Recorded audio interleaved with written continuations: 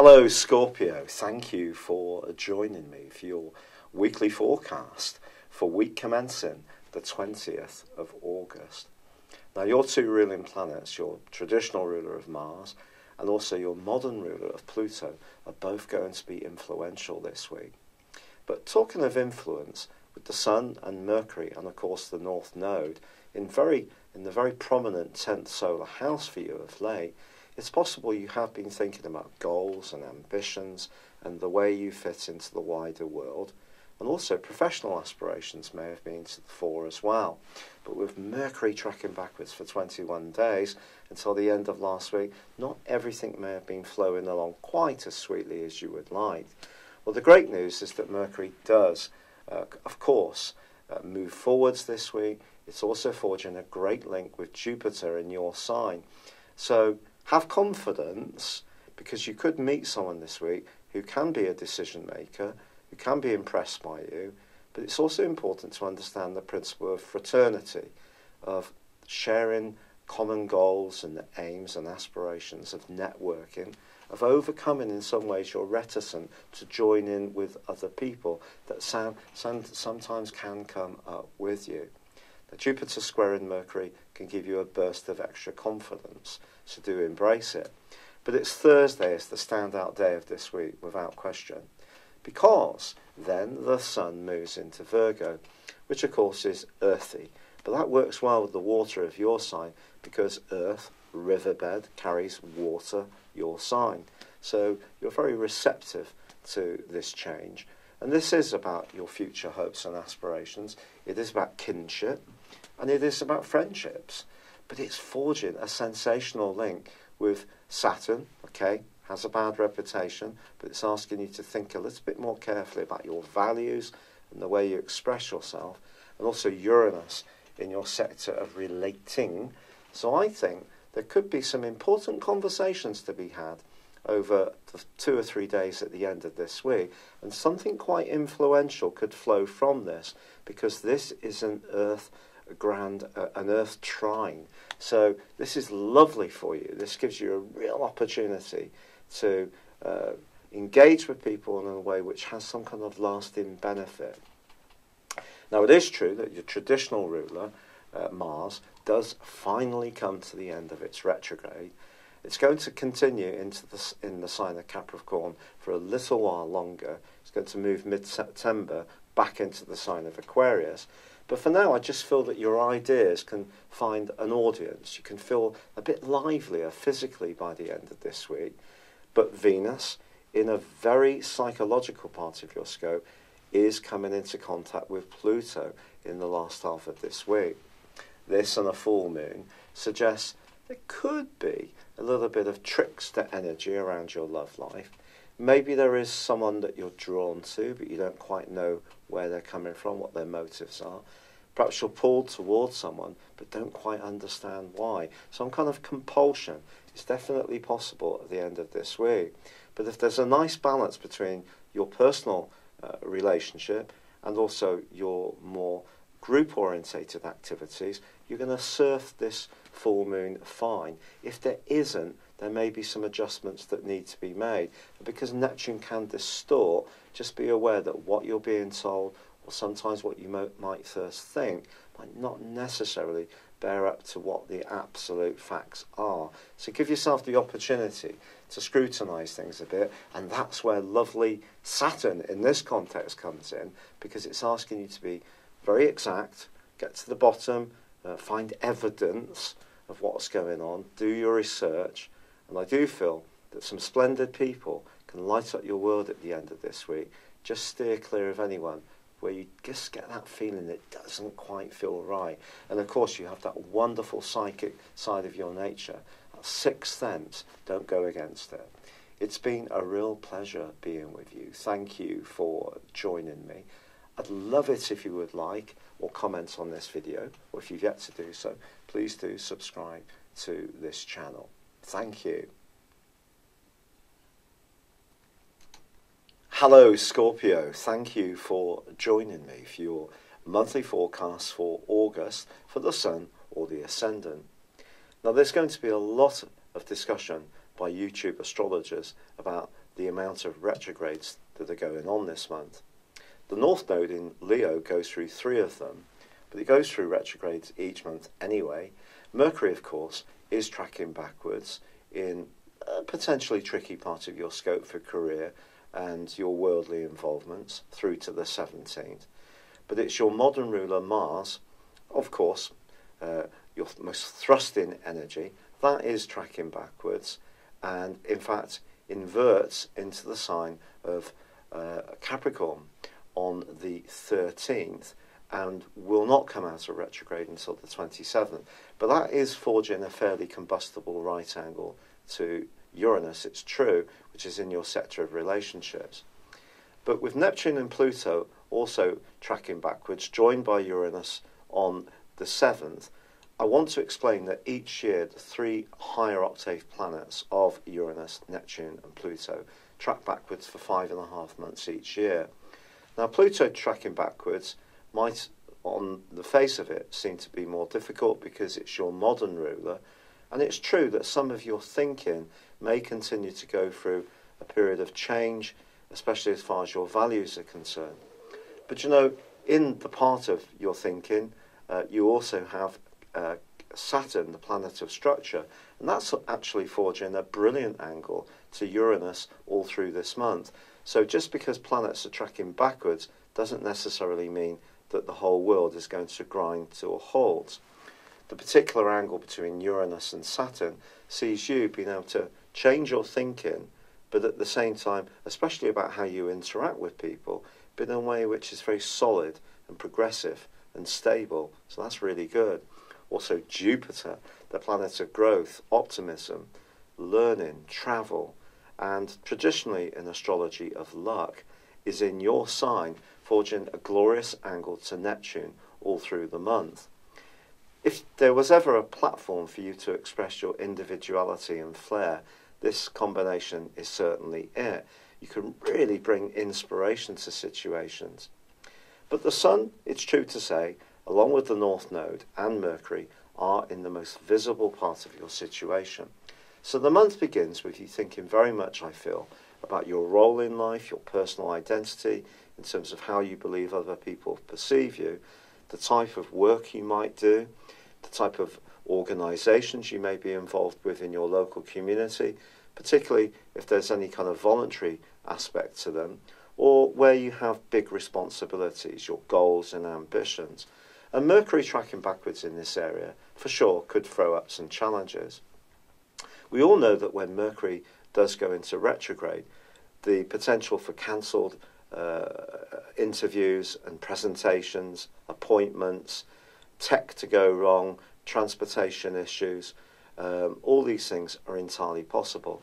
Now, I'm actually recording this on the 26th of July, and because I haven't been so well, and so this is the first day of Mercury's retrograde, and 2 things have already come up for me today, which are definitely very Mercury retrograde. But what we have to think about is the things that we can influence ourselves. So if you micromanage the things you can influence and create plan Bs on any big strands that you're trying to achieve around big ambitions, then this will help you to deal with the inevitable glitches and mix-ups and delays that might happen. Now that can create frustration, it's true, but if you do find yourself rethinking something, especially around a goal or ambition, it's probably going to be by the 2nd of September when it finally unravels for you. But you're given an enormous bolt of wonderful energy, Scorpio, on the 11th in the guise of a partial solar eclipse in Leo. This is going to give you big support over the next 6 months. And just because it's a partial solar eclipse is no less going to support you. See this as an opportunity to think big, to be self-confident, to raise your profile, and to reach out to the people that matter. I just feel that almost immediately you're not necessarily going to see instant results, perhaps because of Mercury, but I think it's much more to do with the politics of Mars's clash with Uranus. Because although you have this big projection in the very top part of your horoscope known as the solar midheaven, At the bottom end of your scope, your IC, you have Mars active. So this is about how you feel, how you react to situations at a more emotional level.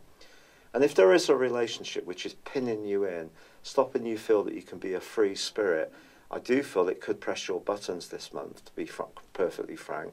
And you may even want to liberate yourself from it completely, especially if the pressure's been building up since the middle of May, which, in fact, it could have even been from the first week of May, or the second week of May, I beg your pardon, when Mars and Uranus started to really aggravate each other. Of course, since then, on the 16th of May, they both moved into, respectively, Taurus, your opposite sign, which is very much about relating, and also Aquarius, home, family, and your more emotional responses. Now, ironically, on the 7th of this month, there's two big changes. Venus, the planet of love, moves from a very bubbly and glorious part of your horoscope, a very friendly one, into a much more reflective location as it moves into the sign of Libra. This could see you in a romantic context, perhaps pursuing some different strategies this month, particularly if there is an existing relationship that just isn't working very well. This could see you more open to the possibilities of meeting someone else, at least communicating confidentially with someone. It could be an old flame can come into your orbit. That's entirely possible. But equally, on the same day, Uranus slams on the brakes in your sector of partnership. So if there is a real limitation, you're not able to be the person you want to be, someone seems to take away the oxygen that we all need to be a free spirit so that we can collaborate. And of course, all relationships have a degree of codependency, but if you're kind of being thwarted to the point where, even if it's just the structure within your family, perhaps kids taking you for advantage, you not being able to go out and work in the world that you really want, that could see you much more militant, and there may need to be some quite strident conversations to get the people closest to you to take your ideas, your plans, your hopes and aspirations much more seriously. Now, as I said before, Mars is then going to invert on the 13th into the sign of Capricorn, which is where you already have Saturn and Pluto. Now, Mars in this area is going to be here for a month. This is going to give you a lot more oomph, whereas you may have been a bit more emotional and reactive since the middle of May. Now it's much more outspoken, but you're much more sure of what you want to say. You can add a little bit of logic to the mix, and that's very potent. On the 23rd of this month, we also have the Sun bursting into Virgo, replacing the Venus transit, which obviously left on the 7th. This is about friendship, it's about fraternity, it's about your longer term hopes and aspirations. And it is true on the 26th that you may reach some kind of signpost situation where you have to make a decision on which direction in order that you need to follow. However, it doesn't necessarily need to be binary, because the brilliant links that I've already told you about between Uranus and Saturn, and also Jupiter and Neptune, well, they're actually going to link in well, Uranus and Saturn, with this particular full moon. And I actually think that being open-minded, but also being aware of the more structural and responsible sides of life, is not necessarily going to see you doing anything too quickly when it comes to a relationship or a friendship, your long-term hopes. But I do feel that you will need to find a balance between you, the individual, and also what's expected of you in terms of any group affiliations or associations. As this month comes to a close, your traditional ruler goes forwards on the 27th. I do think that's going to be really significant, just like Mercury going forwards on the 18th. It's just we shouldn't let the concept of retrogrades dominate our thinking too much, but I don't think we can deny that Uranus square Mars is quite a tasty and combustible, potentially, right angle, which could see you needing to press home your needs if they're not being heard, particularly if you are wanting to make your way in a much more ambitious, upbeat and progressive way as far as your worldly hopes and ambitions are concerned. But when it comes to relationships, remember Venus moves on the 7th into an area which could bring about that more secretive side of your nature, and you may just want to check out your options if you're in a kind of relationship which is not terribly committed, bit open, not quite sure what to do. You may want to keep your options open, reach out to one or two people, not necessarily in a dash-in way, and just see what happens. Or if you're completely footloose and fancy free, there could be that thought of someone from your past, or an attraction towards someone who is nurturing, psychologically and emotionally aware, able to understand where you're coming from very quickly. That will be very attractive to you. It's been a real pleasure being with you, Scorpio. I'm very sorry this video is coming to you so late. I really haven't been very well. I was diagnosed with rheumatoid arthritis, and the medication for this and all the natural stuff I'm taking is yet really to start working. So today in particular has been particularly painful, but I'm battling away, and I hope to get September's forecast to you out much earlier next time. But I'd love it if you would like, comment, or subscribe to my channel if you've yet to do so. But for now, good luck and goodbye. Hello, thank you so much for watching my video. I'd love you to join me at my Horoscope ACE app. You can find this at www.horoscope-ace.com. You can use it through Android, iOS, Apple, or Facebook. Check out your ascendant or your moon sign, or download your free birth chart. There's all your favourite videos, plus there are daily, weekly, monthly and yearly horoscopes for general, love, Chinese and Indian astrology. If your passion is tarot, there's my brilliant 3-card money or love tarot readings too. And it's all there at www.horoscope-ace.com. Thank you.